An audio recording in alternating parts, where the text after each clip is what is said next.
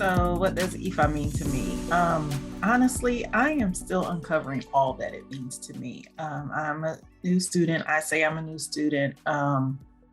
But right now, what it means to me is a way of life, not necessarily religion, even though, life and religion or, whatever, faith, it's all combined. But it's for me, it's just a way of life. It's not um, doing something one day and then carrying out the rest of the week like everything is everything, but being so devoted to just one day. It is learning to be that person with good character every single day, not just one day or whatever. And learning and unlearning. There's a lot of learning and unlearning when you come into this. So if you're not ready to be a lifelong student, this might not be for you. It might not be what you're looking for.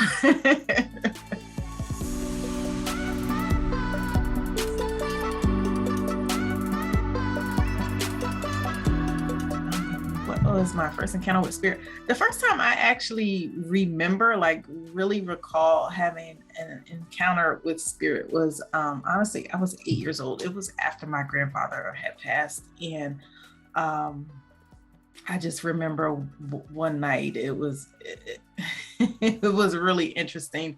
I got up to go to the bathroom, and when I went to come out of the bathroom, there was this bright light, and I know that the house was dark.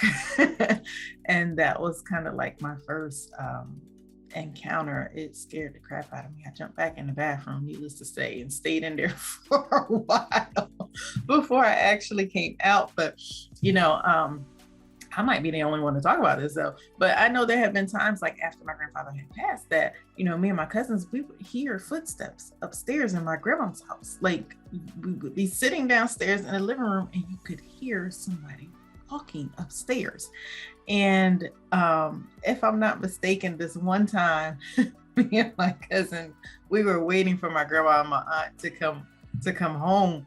And we were sitting in the living room watching TV, and we could hear somebody walking upstairs. Now we were the only ones there, and we could hear somebody walking upstairs, and we both just gave each other that look, and we sat outside until they got home.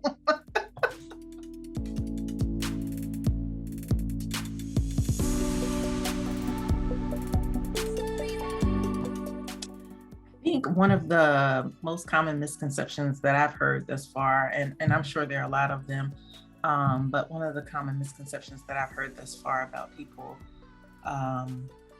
when you start to embark upon studying African spirituality, people think that you don't believe in God, and that is not true. It is so not true.